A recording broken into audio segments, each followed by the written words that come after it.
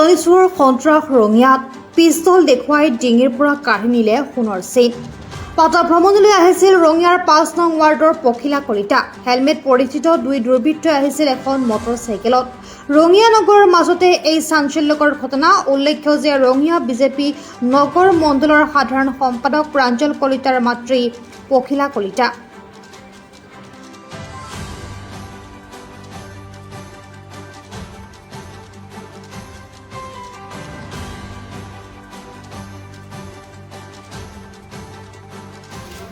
এই নাটক মই আহি আছে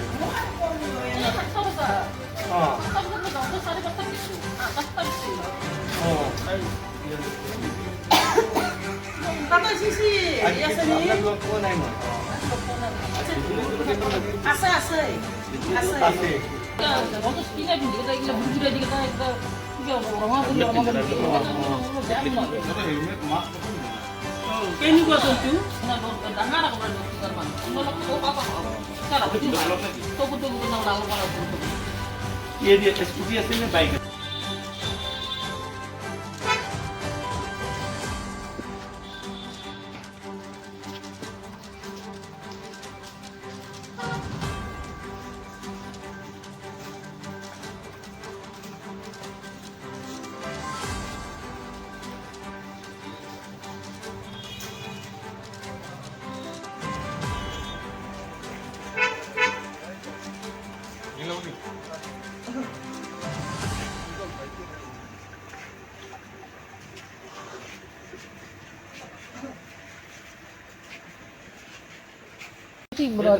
চাৰে পাঁচটাত গেছো।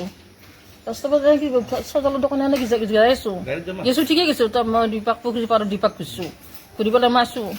আহি ঠিক মন্দিৰ শিৱ মন্দিৰত মানে সেৱা কৰিলোঁ। সেৱা কৰি পেলাই মই ঘৰত আহিব খুজিছোঁ আৰু সেৱা কৰি পেলাই এনেতে মোৰ কাষতে বাইকখন ৰাখি দিছে বোলে মোক খুজিছে আৰু মানে বাইকখন নাপায়। ল'ৰা এটা নামি উঠাই তাৰমানে বহি আছে, দুজন আছে, একজনে বহি আছে, ডেকা ল'ৰা একজন কম বয়সৰ। আৰু সেই যিটো পিছফালে বহি সেইটো ডাঙৰ দীঘল খোৱা কৰি মানুহটো গোটাই টিকেট চিকেট থকা নাই। এনে আমাৰ হেৰি মানুহ নাপায় আৰু। তাৰেপিছতে মোক সুধিছে দিলীপ কলিতাক চিনি পায় নেকি? বোলো দিলীপ কলিতাক মই চিনি নাপাওঁ। কৈছে এটা স্কুল আছে নেকি? মোৰ এইখনে স্কুল। এনেকৈ কৈ পেলাই মই অলপ মনটোত অলপ চক্কৰ খাইছি দেখোঁ দাওঁতে মই বোলে বেগ দি পেলাই মই আহিব খোজাৰ লগে লগে পিছফালৰ পৰা কাপোৰখন গুচাই দি পেলাই মই আৰু চাদাখন ফুৰিব গ'লে চেণ্ডেল থকা দেখি মই এনেকৈ লওঁ সদায়। চাদাখন এনেকৈ থকা চত হয়তো আগতে লক্ষ্য কৰিছে নেকি না কিবা গম চাদাখন লওঁ দেখি এনেকৈ গম পাইছে নেকি চেন থকা বুলি। চাদাখন গুচাই পেলাই পিছফালে এনেকৈ টান মাৰি লৈ গৈছে একদম। নি পেলাই পিছফালে চিটত বহি পেলাই পিষ্টলটো এনেকৈ দেখুৱাইছে, হাল্লা কৰিলে মৰব। পিষ্টলটো দেখুৱাইছে, হাল্লা কৰিলে মৰব। কেইজন আহিছিল বাইকত? দুজন। হেলমেট পিন্ধি আহিছিল নেকি? হেলমেট নাই কিজানি।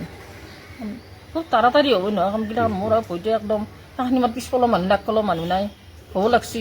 আৰু এনেকুৱা ঘটনা শুনছোঁ মই।